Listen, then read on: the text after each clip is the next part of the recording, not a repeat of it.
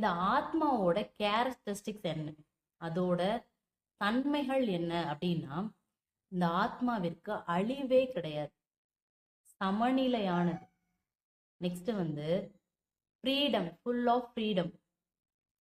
என்றுமே இது நிலைத்தன்மையோட இருக்கும், நித்திய தன்மையோட, அழிக்க முடியாத ஒரு விஷயம்தான் இந்த ஆத்மா.